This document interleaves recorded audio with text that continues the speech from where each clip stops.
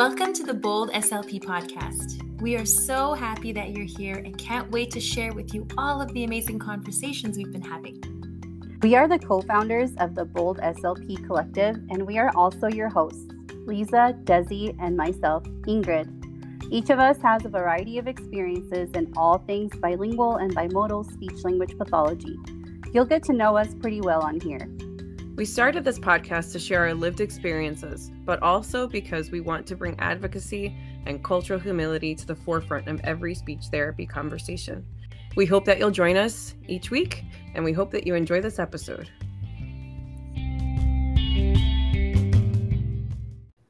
Welcome back to the Bold SLP podcast. I'm Ingrid, and I'm here with Lisa and Desi, and we have a very special guest today.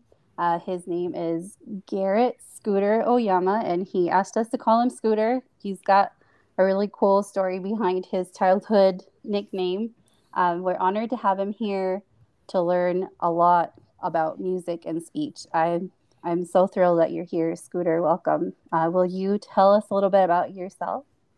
Absolutely. Yeah, I'm so really excited to be here too. My name's Scooter. And I'm a Japanese American SLP and a musician, and I do some research, and I'm a super amateur beatboxer. And so I really came from, the music world. I studied music as an undergrad, and also I did cog sci, but I worked in like a music cognition lab. So I did a lot of interesting music work, both on the research side and I toured and I did different gigs and taught and everything like that. And then I went back to grad school. And so I really came from this world of music, the brain, and then I just became super interested in speech and language. So since then, I've been kind of trying to find the intersections of all those things. So, yeah. You've got one of the coolest, how did you find SLP stories? I actually, so the funny thing is that when I was doing, my mom being an Asian mom, she's like, you have 1 year to do music. And then if you don't do anything with it, then you got to be a doctor or you got to, do whatever. But, so I spent. Was she hanging out with our moms? Yeah, seriously. So real? Might have been. But then she was saying why don't you look into audiology, you like music, you like sound, and I was like, well, I'm not going to do exactly what my mom says, but let me Google what's around there. And so I think I Googled what are the best jobs of 2012 or whenever it was. And speech therapy popped up at the top. And so I was like, oh, that sounds really cool. And I resonated with it. I took a lot of working in the music lab, we also did language cognition research, and I was always interested in learning languages, just language in general. And so that kind of got me thinking about it, got the wheels turning. So it really just kind of came from a Google search and an Asian mom and a Google search, I guess. I was going to say, it's really funny. My aunt mentioned to me too, after I was 3/4 or 80% of the way through my undergraduate degree, she's like, why don't you look into being an audiologist or a speech therapist? And I'm like, no. So I really identify with you in that. I think all of us have had different pressures to be medical professionals in some capacity. Yep. And I was a liberal arts major. So anyway, it was, totally against the grain in my family. So it's nice to hear that you eventually found your way here, even though you started somewhere else. Yeah. And I totally resonate with that. And also I'm really happy now that I found this intersection. I'm, at first it felt in a way I was giving up music, but that totally hasn't been the case. If anything, it's given me more freedom to do what I want to do and find I'd never expected to be doing the things I'm doing in speech therapy now. So there's opportunities. Perfect segue. I was going to ask you that. So what are you doing with music and speech therapy now? Yeah. So the main thing is I'm working with a really awesome team in New York called the company's called Beat Global. They work with a lot of students with disabilities, teaching like breakdancing, hip hop, and like all kinds of stuff. And they worked, the founder, James, was like a DJ for a Lavelle School for the Blind. And he brought in, like, he saw that the kids just lit up when they like brought in hip hop into the school, and they started bringing in beatboxers, and the kids were like starting to beatbox on their own. And then he noticed that their speech would like improved. And so he had some like, SLPs come in to the school, and they ran some pilot programs there.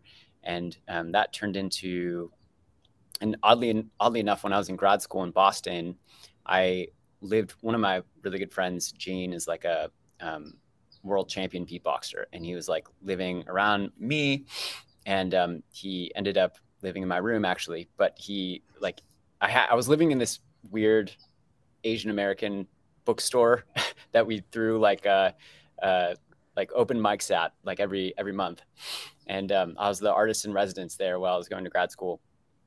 And we had all these beatboxers there for the shows, and they would just come over, and like we had these crazy beatboxers, like world champion beatboxers, that would just like hang out and like both party and do crazy beatbox stuff. And Wow. and then one of the guys remembered me, and he had given my name to James, the founder. And then so I was like, hey, this sounds really cool. Like I'd love to be a part. And then ended up being their SLP guy, and help develop their curriculum for the beatbox program that they have. So it's just basically a tool, a curriculum, a bunch of videos where they teach beatboxing patterns that contain different phonemes. And it's really a way, like kind of a vessel for kids to practice. So that's the main thing. It's called Alphabeat, kind of in a mid rebrand right now, but it's Alphabeat or Alpha Beatbox. And then I also work for a company called iTherapy. And that was another interesting story. I was trying to throw a hackathon when I was in grad school. And I had looked up people that had done that before. And my boss now, Matthew, who's like a drummer, he was like me. He was like a musician. And then he's like, oh, I can't do music. I'm going to go to grad school. And so we connected over that. And then I've been helping him. What is a hackathon? I was gonna Sorry say, to interrupt you. Yeah, no. Like, If you could explain it. Sure. It was a big trend. Like, I feel like 5-6 years ago, they would get a bunch of people from different fields. So they'd have one problem. Like, let's say it's like a speech problem. Like, we need to figure out how to, I don't know, how to make like melodic intonation therapy easier to access for many people. And then, they'd have an idea, like a bunch of teams that would come in. So they'd get like computer programmers, people that actually like stroke patients that were using MIT, SLPs, and then families of those people. So they'd get everyone like kind of represented from the different groups to like help solve the problem together. And then you form teams, and it's like a competition. And then you like have a couple days where you're like, okay, let's brainstorm and figure out if we can solve this problem in a different way. Because now we have all of these cool people who have these ideas, and they know what we could do. They know the capacities. They know like the level at which we can code something or program something. And then we also know like exactly specifically what the problem is and how it affects families and individuals. And so that was, I ended up not throwing it, so nothing out of it.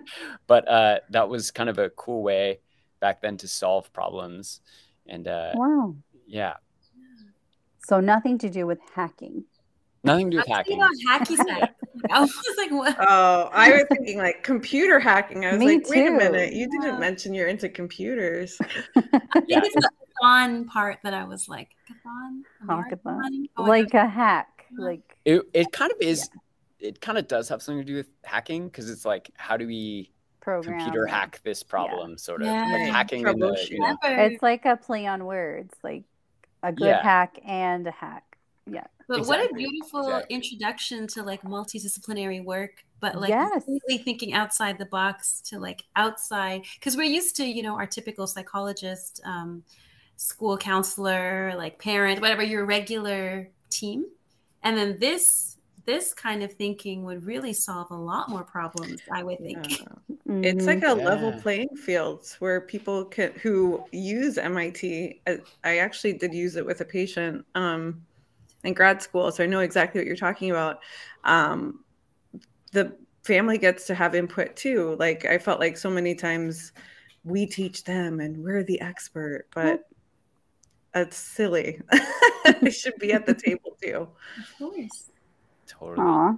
Just opening the conversation to everybody, you know, all parties Mhm. involved. Yes.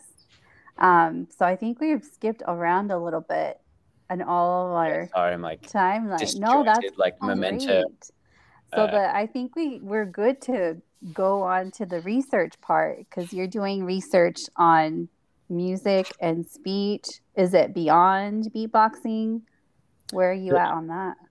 Yeah. So we did do some. We were part of some like collaborators with some universities in Israel that did a study for beatboxing with adults with Down syndrome, and they found like really great results from that. It was so they had two, you know, the two groups. One was just doing traditional speech therapy, and the other was using beatboxing. And the group with beatboxing was like they made more progress across a few different metrics, including like, you know, obviously articulation, but also like engagement, and I think even MLU increased, and also there are different like characteristics of like the voice that they analyzed, like harmonic to noise ratio and like jitter and shimmer, things that were like related to being more intelligible, and those things also increased. There is a new study that's coming out that hasn't been like totally finished, but I'll be going to ASHA like in November. I don't know if any of you are going to ASHA, but We're Yes. planning on See it. you there. Yes, awesome. We can hang. Are you presenting? I'm not presenting, but I'll be running the booth for Alphabet. So Okay. Aw, we'll see you there. That is so awesome. cool. I'm really interested to hear about the AI stuff, but I think Lisa has another question about all the music Yeah. stuff.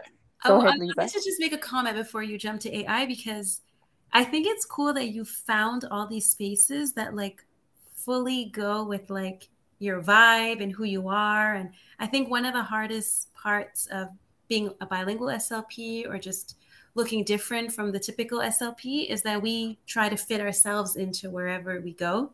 And it's just not quite us. But I like that everything you bring and all the skill sets and who you are, like you just, you know, you found James, you found different, it's amazing. Like I'm so happy for you. And I love listening to how passionate you are about the things that you already brought to the table and then what you're like enhancing for the field. Oh, thank you. Yeah. Oh, for sure. I'm totally blessed. I don't know how this happened. So it's like Your mom. must have Your been great mom. in past life or something. Yeah. And my mom. Shout out to the Asian moms. Shout out to your mom. Yeah.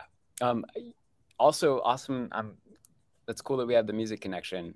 Are you a singer like in a? So I sang in a gospel choir for like over 10 years. But Awesome. I have like a little friends by the piano where I have friends come over and they just, whatever genre of song they want to sing, I just play and they sing it. And it's like a quick snippet of like 15 seconds just to I like to showcase people's voices, because I think there's like your top singers and whatnot, but like the vocal quality of different people's voices goes with specific songs, as you would know, and specific music. So I just like to highlight their skill sets, but that's outside of speech therapy. That's just for fun.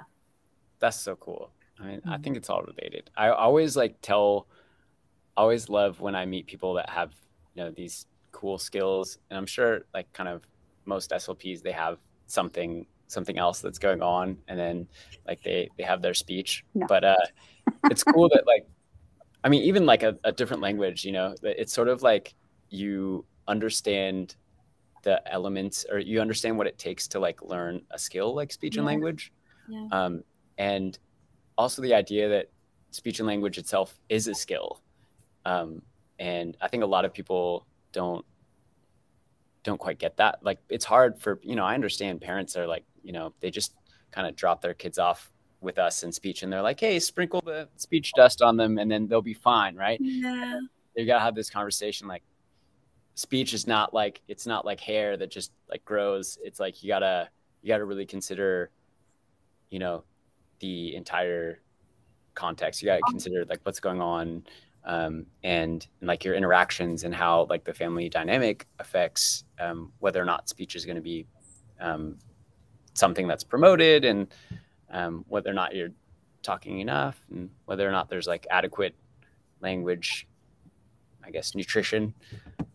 Yeah. We talk about that a lot, the dimensions of speech and language, and like how culture meets language. They're so intertwined that you can't remove them, because I feel a lot of us in grad school felt we learned like a one track, this is how you teach speech and sounds and this and that. But it's what you're saying. And of course, parents think it's like a magic pill, but they don't see like the connection and all the things that play into like how this child will become a communicator, what's their preferred style, and all those things. But Ingrid, sorry, No, keep do going. it. No, Ingrid, yeah, go ahead. Sorry. No, I'm over here like dying inside because I told my kids, I'm like, 1 hour. And of course, she's come in and ask me if she can have dessert. And I'm like, you always do this when I'm recording. And I'm like, and then she comes over and chocolate ice cream. And I'm like, yes, Amelia, please stop opening the door. I'm going to lock it next time.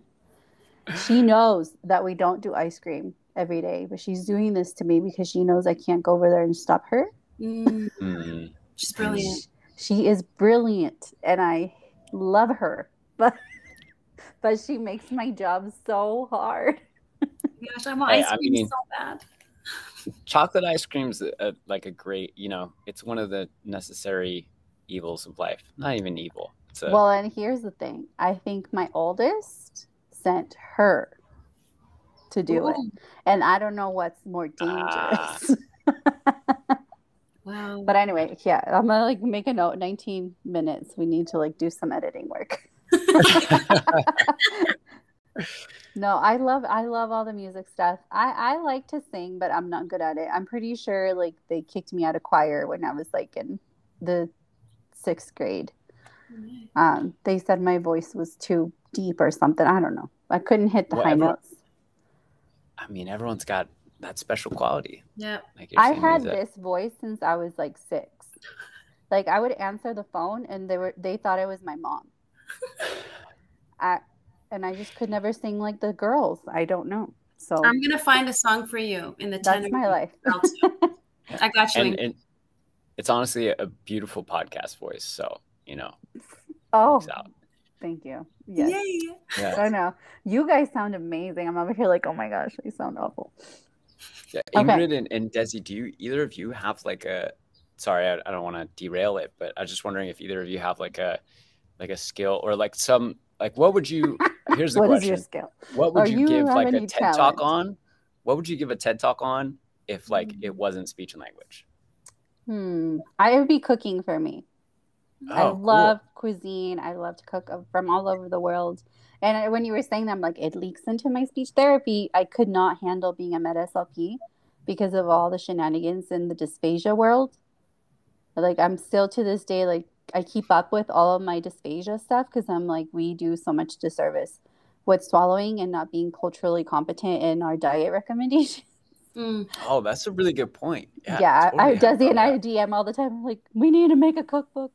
So I love to cook. I love history. I love anything history, anything. Like I love like learning dates and historical facts. And then I like being outside. So we have a garage full of motorcycles and 2 ATVs in there right now. We got to sell one. We just got a new one.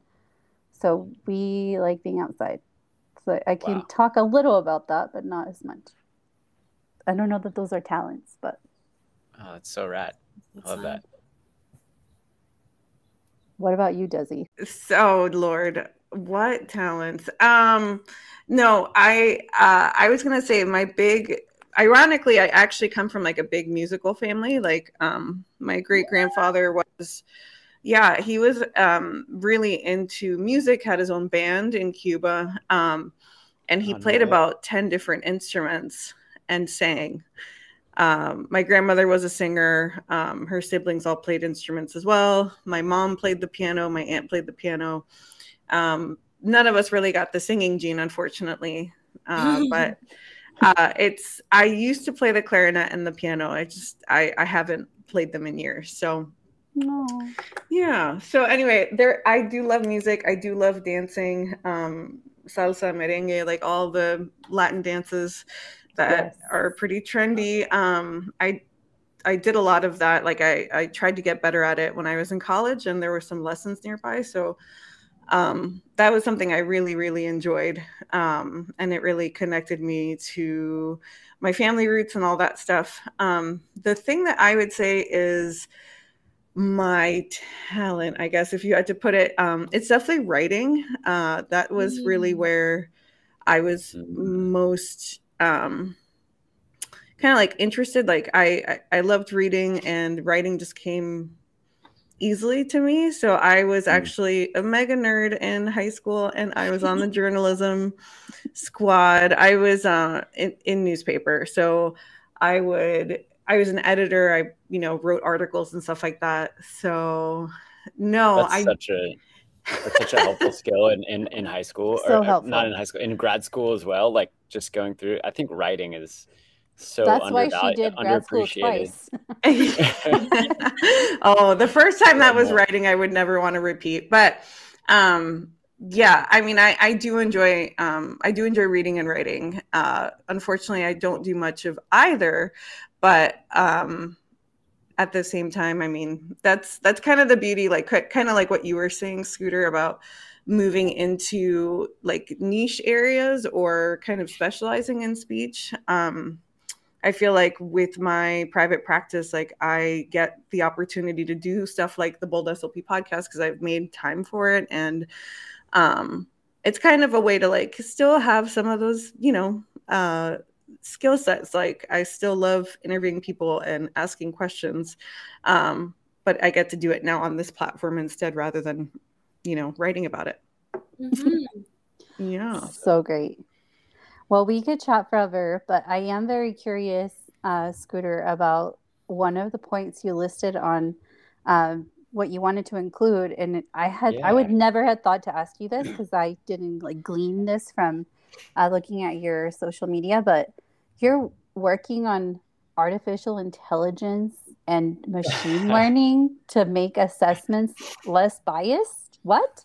Yeah, well, it is still in the works. But I mean, it's a huge problem, like where there's so many kids that get over-identified with speech problems, right? And maybe it's Right. just, like they're bilingual, or, they speak like African American vernacular English. Like there's just a ton of kids that get over-identified, and it's a big problem. But a lot of the tests that we have are, just kind of inherently biased, and then the way that they're administered as well. And so, now with kind of AI and machine learning getting better and better, there are ways where we kind of we started developing a system that that can just take a language sample and transcribe it. So, first of all, you're not with some random dude in an office. You're like at home. You're like, speaking with your family, someone you're comfortable with. The parents are able to get a sample that they feel is kind of, representative. Exactly. Yeah. And also they can sort of just do it on their own time. It kind of like decreases the stigma associated with, taking your kid into a hospital or something like that. Right. And so we started working. We got like a grant through the NSF, and started working on a tool that it does a couple of, it hopefully will do a couple of awesome things. One is it can take that language sample, diarize it, meaning that it can separate the child from the parent speech, and then just use the child's speech to analyze for Ipsen. Like you can get an Ipsen score, which is like a I think it's the index of productive syntax, something like that. And then also you can get like we wanted to code it for like communication functions, and that's one thing that we kind of have been using in therapy, is like understanding what are the functions of communication and which ones are being used in the home and which ones aren't. And oftentimes that is telling, and you can give really great parent recommendations to like, hey, maybe your child isn't yet requesting objects or giving commands, or I don't know, rejecting things yet. So you can set up situations and make like suggestions around that, like More functional. Yeah. And the second thing is that this is kind of crazy too. There's this professor we're working with in China that is doing something called geometric unified learning, and she's using that to do vocal analysis. And there's been a couple of research papers that have actually done a pretty good job of getting early diagnoses of autism using just vocal characteristics. So we're thinking of adding in a screener that like basically is able to take the language sample and then analyze the voice, and then kind of give a like, hey, you should think about getting evaluation for autism, formal evaluation. So it'd be like a screener. Oh my goodness. I never even thought about a vocal quality for autistic kids. Is it like the monotone-ish you're thinking, or? So the papers that have come out say that there's a difference in, I think the jitter and shimmer. This is all like, I'm forgetting this. Like in grad school, I definitely knew more about this, but I think pitch and loudness and harmonic to noise ratio were significantly different for kids with autism. Yeah. Well, That's amazing. I was gonna say, I really hope they have like autistic people on their team to also just like make sure that they're listening to all the voices to definitely that it matches the actual lived experiences. But that is very cool, because I think that's definitely a missing component, because not a lot of us know about just voice therapy, and except like in the hospital sometimes or in private. I don't know. I don't know that much about it, even though I do music. Yeah. You said shimmer and jitter, and I felt like I was taking a quiz for my voice class. Yeah, flashbacks. Yes, just a little bit of PTSD there. But I wanted to say that it's amazing, though, because sometimes we are just so focused on, for example, if I hear autism, I'm thinking language, social communication, like, what you're going to pick and go through for an assessment. Joint attention, all that stuff. Exactly. And even speech, you kind of put it to the side. At least I do in my mind, right? That's not a common area of treatment among like autistic students. But I do think about what you just said, and it's mind blowing. Like there are just so many elements that we're just not even considering or looking at in terms of either, helping someone get to a diagnosis or figuring out treatment.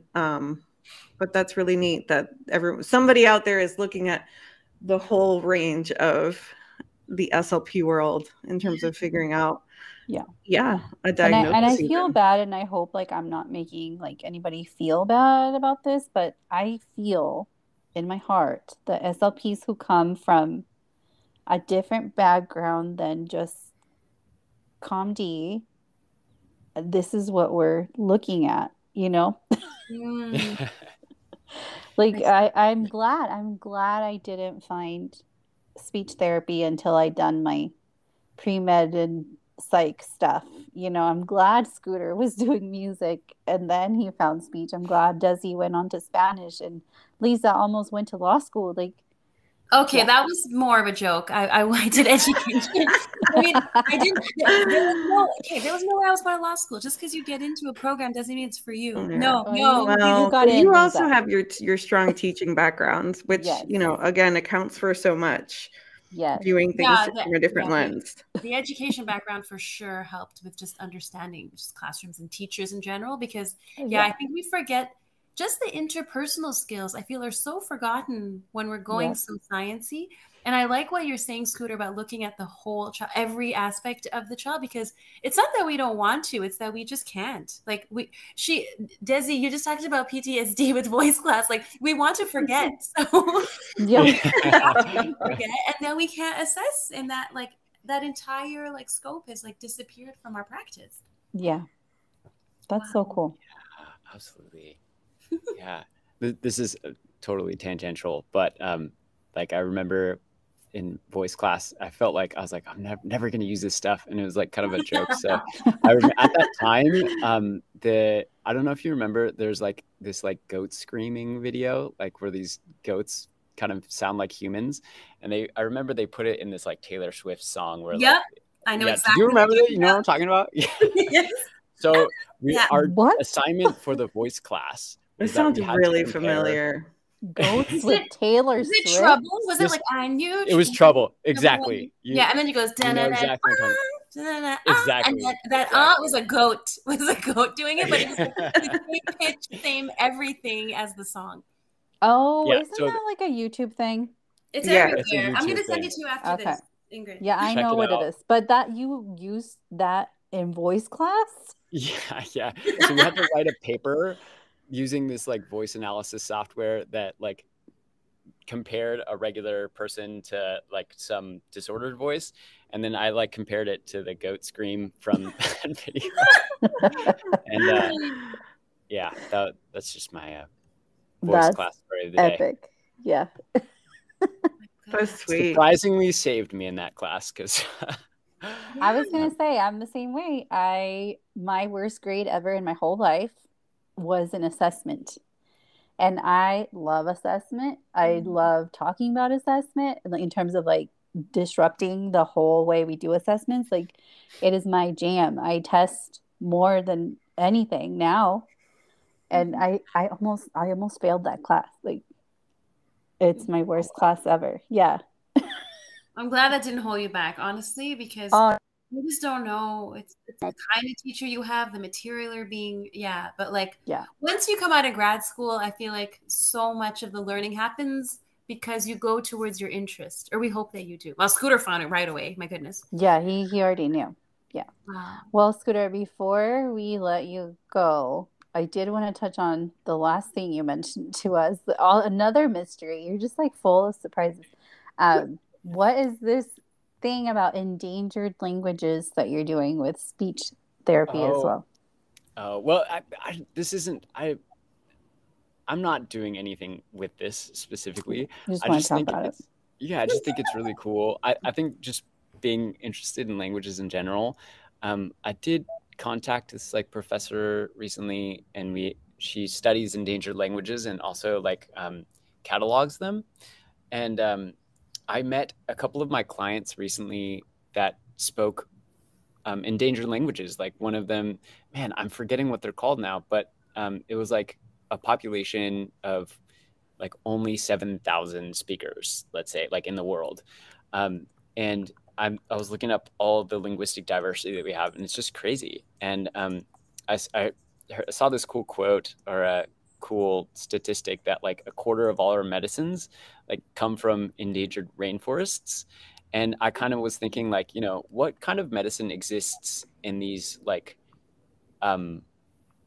these endangered languages, you know, in the cultural interactions maybe, or in you know, something about like how the different ways of existing give rise to different types of communication, you know?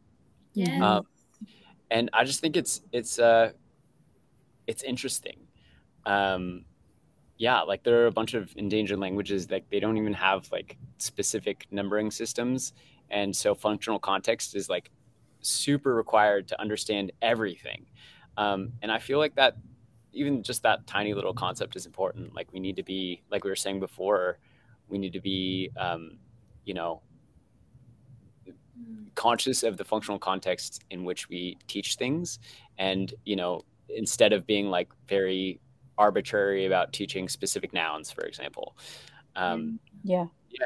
And I think Yeah. that connects back to your AI work because like I would think that computers are way better at doing that than people, like figuring out what's the appropriate context in which, you know, Well, this 'cause Yeah. assessment's being administered. they're not coming in with any bias, right? Right. They're Yeah, just exactly. machines. But I love what your example about medicine and that piece that is so endangered but so crucial for like for the medical field. We talked about erasure a little bit a while back, but just like we don't realize the things that we're forgetting about or not taking under consideration, like how much richness is being lost when we don't take all cultures and all the richness under consideration. When we just look at the one thing that we were taught and the one way of doing it, we're really missing out. I Right. love that. Oh. Yeah. There's so much richness. There is. Do you have an example, Scooter, of like you mentioned like a language? I don't want to put you on the spot. If you don't have one, don't No, worry. yeah. But like you mentioned like a language or that where they don't use numbers, so they need like very. This is my favorite. I don't even know. This is just like an interesting language difference is the Aymara language in Bolivia, in the Bolivian Andes. And they have like, so I remember learning about this in Cog Sci, but the way that they talk about past and future is like flipped from us. So when they say like, I'm going to do something tomorrow, they'll point behind them. And when they say that like I did something like yesterday, they'll point in front of them. And the reasoning is that like you can see like quote unquote see things that you did in the past like in your memory, but you don't know what's happening in the future. So that's why they point like behind them for future events and in Where they front can't for past see it. events. Wow, Yeah. I love That's that. really cool, right? Yeah. Yeah. We But talked just yeah, about that with Dr. V a little bit. I don't, will you speak Spanish, Scooter? We talked about how all the tenses, the past tense in Spanish, there's more, and then in French as well, Yeah. whereas in English it's just like one. Present future. Yeah. Yeah. And so how that changes like our way of communicating, like lo voy a hacer mañana, o más al rato, o después, or even like I'm gonna do it, or I did it, ya lo hice, o hace mucho. What was the word we found? Fuimos, which comes from the verb to go, which is just ir, but then like fuimos, Habíamos ido, habíamos ido, like we just like it's different in English than Spanish, and just those little subtleties that are not known to those who are not in both cultures and in both languages. Yeah. So it would be deemed as wrong if they try to do it in English, even though Exactly. it's If just a monolingual was assessing within the context of English right. only. Yeah. But what a Right. great example with the pointing forward and back, because Yeah. someone would consider that a disorder or like that makes no sense. Why would you? But to have that knowledge that like, oh no, they're pointing behind them because they can't see that, and you can't see the future. Like, you know, Yeah. it makes a Yeah. lot of sense. Yeah. yeah. Yeah. That's It's just like crazy. so much of what we do in assessment too doesn't take into account like when, especially during the pandemic, you know, you got kids who are just they only interact with their parents. And if their parents do something in some idiosyncratic way, like they're gonna do that thing. And in the assessment, it's gonna be like, that's weird. Like this kid maybe has a problem, but it's like, no, they just were they're being raised in this specific way. Oh my Yeah. goodness, can I give you just a ridiculous example about that? So my husband and I, we step, like we're on a step team called the Montreal Steppers. And anytime anyone like hits the table and like creates even the tiniest beat, my daughter's shoulders start popping. Like No matter what. She just I like, love that. so one time I was outside and I could see her through the window, just like moving her shoulders. I'm like, oh, daddy's making a beat at the table, even though I couldn't see him. But like, we just have this like unspoken communication based on like behavior. And anyone else seeing that would be like, what's wrong with this child? What's up with her shoulder? You know? Yeah, they'll be like, oh, TML, PTML. That's a great story. I love your stories, Lisa. Thanks, girl. Have a tradition on our podcast that Lisa started, and it's called The Last Word. And we pick a word or a phrase that it kind of like encapsulates or embodies the feelings that we're leaving with from this episode. I don't know if you want to go first or if you need a little bit of time to think about your last word. That's great. Can you give me a second? Yeah, we all need to think about it. We all need a second. I gotta think. I always ask the girls for help because they have like a feeling and then they have the word. So like my feeling that I'm trying to find a word for is kind of like follow your skills, like your skills that you bring. Don't tuck them away when you come into speech, but like let them shine. Yeah. So I don't know what that word is. It's like trust your skills, like trust what you're bringing to the table. Yeah, like be your whole self. Yeah. Your whole self. That's I was gonna say I'm gonna piggyback off of you. I was thinking about like bridging your passions. Again, I'm not reducing it to a word, so don't feel pressured in that way, Scooter. But you know, the fact that we're all multifaceted people. We definitely live, you know, beyond SLP, right? Like we hopefully all of us have lives outside of our jobs. And I think that the way that you found this way to integrate the things that you love, and you found an area within speech pathology that really where you can thrive and focus on the things that you enjoy beyond speech. That's really, really cool. And I feel like hopefully that means you'll be a speech pathologist for a long time and you just maintain your passion. Because I do feel that sometimes even, you know, though we all have the best intentions of, you know, surviving in this career and thriving, I mean, I think sometimes we can get bogged down by the reality of what the day-to-day is. So I'm really super impressed that you have this little niche and that you're able to maintain it. So yay for you. That's awesome. Thanks. Yeah. Are you ready? I think I got one. Okay. And, it's sort of along the same lines, but like the spirit of curiosity and maybe like awe and wonder too. And I just think that like even with you all starting this podcast, which I think is fantastic, there's just this like kind of following of the things that make you curious and the things that make you want to move forward and try new things and like just that kind of openness to trying something new and seeing if it works and seeing how, you know, we could potentially make things in our field better. And I think you're doing that, you know, having these conversations allows for a lot of interesting ideas to collide with each other and maybe make change and maybe make people think about interesting ways to solve problems. So yeah. Yes. Thank you again for having me on. It's wonderful. I have a more abstract word, I think. But my word is multidimensional, because I feel like Scooter has brought that to the forefront in terms of what language is, but also like the team that he brought in with like that hackathon and like thinking about endangered languages, like all these different dimensions that we just like haven't really thought about. And sometimes we're just too afraid to dig deeper because we're like, what if we find out that we've been doing it wrong? Well, we have been doing it wrong. And as Dr. V said, we just need to move on and just like do better, you know? Yep. Yeah, multidimensional. That's my word. I love it. Thank you guys so much. Thank you for being here, Scooter. Yeah, thank you all. Oh man, it's been just an honor to chat with y'all, and I'm super excited to hang at ASHA. Wait, Scooter, we forgot to ask you though, like, what is your handle? How can people find you? Oh, yeah, Oh yeah, sure. Well, right now, so my handle is at Goyama, Goyama. I can't spell.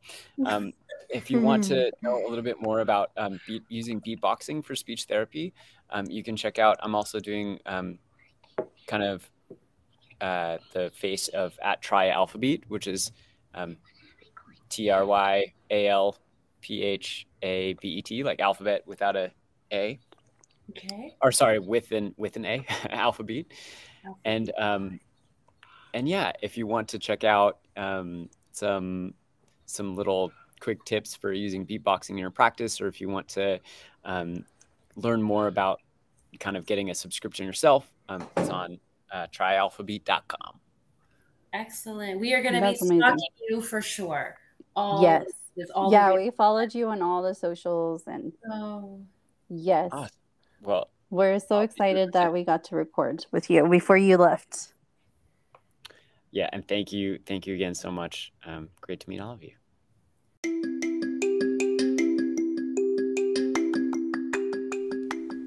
Thank you for listening and supporting the Bold SLP Collective. You can find a closed caption version of this podcast on our YouTube channel. We will also have show notes on our website. If you enjoyed this episode, we'd really appreciate it if you do all the podcast things. Follow, subscribe, download, and review. And don't forget, we love hearing from you, so connect with us on Instagram at the Bold SLP Collective. Stay bold and humble. See you next time.